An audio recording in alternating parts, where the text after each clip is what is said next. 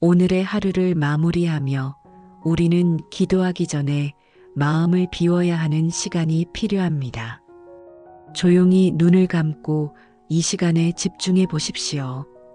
믿음은 우리의 삶 전체에서 특히 가장 약하고 흔들리는 순간에 가장 강력한 능력으로 작동합니다. 모든 일정을 마친 늦은 밤, 기력이 다 빠지고 불안과 후회가 마음에 밀려올 때 그 순간에 드리는 한마디의 믿음의 고백이 영혼을 붙드는 닻이 됩니다.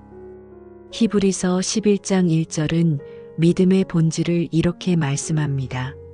믿음은 바라는 것들의 실상이요 보이지 않는 것들의 증거니. 이 구절은 눈에 보이는 현실보다 하나님의 약속을 붙드는 사람, 결과보다 그분의 말씀을 신뢰하는 사람을 믿음의 사람이라 정의합니다. 우리는 종종 현실 앞에서 약해지고 불확실성 앞에 주저하지만 그때야말로 믿음의 고백이 더 절실한 때입니다. 하나님의 약속은 환경과 상관없이 진리입니다. 하나님은 신실하신 분이며 우리가 지치고 흔들릴 때조차도 그분의 말씀은 흔들리지 않습니다. 그러므로 오늘 하루가 어떤 모습이었든 내일에 대한 두려움이 마음을 누르고 있는 이 밤에 우리가 반드시 해야 할 기도는 이 한 줄입니다. 하나님, 저는 내일이 두렵습니다. 그러나 주님께서 이미 그 길에 계심을 믿습니다. 이사야서 41장 10절은 우리에게 담대한 확신을 줍니다. 두려워하지 말라. 내가 너와 함께 함이라. 놀라지 말라. 나는 내 하나님이 됨이라. 내가 너를 굳세게 하리라. 참으로 너를 도와주리라. 참으로 나의 의로운 오른손으로 너를 붙들리라. 이 말씀은 단순한 위로가 아니라 하나님이 친히 우리 곁에 계시다는 실제적인 약속입니다. 우리가 그분을 붙드는 것이 아니라 그분이 우리를 먼저 붙들고 계시다는 고백입니다. 믿음의 선언은 기도 중에 이루어져야 합니다. 말로만 믿습니다 라고 외치는 것이 아니라 실제로 하나님 앞에 나아가 주님, 내일도 주님께서 저를 이끄실 줄 믿습니다. 오늘은 연약했고 부족했지만 주님의 은혜는 어제나 오늘이나 동일함을 믿습니다. 라고 입술로 고백하는 것. 그것이 진짜 믿음입니다. 마태복음 6장 34절에서 예수님은 이렇게 말씀하셨습니다. 그러므로 내일 일을 위하여 염려하지 말라. 내일 일은 내일이 염려할 것이요. 한날의 괴로움은 그날의 족하니라.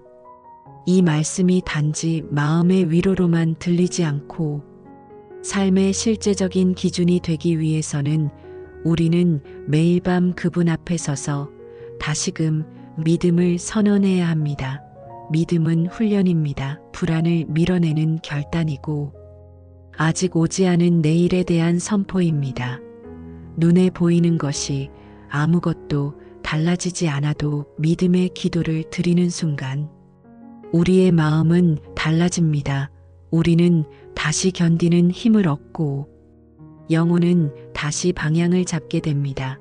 로마서 8장 38절과 39절은 믿음의 사람의 가장 강력한 선언을 담고 있습니다.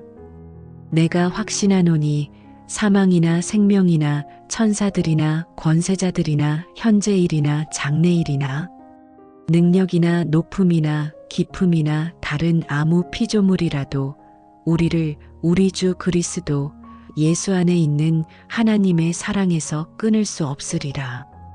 이 말씀은 단지 낭독할 구절이 아니라 우리가 매일 밤 믿음으로 붙들어야 할 진리입니다.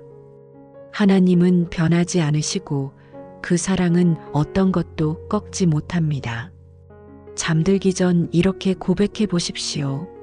주님, 저의 상황은 여전히 어렵고 내일도 불확실하지만 주님은 나의 목자이심을 믿습니다.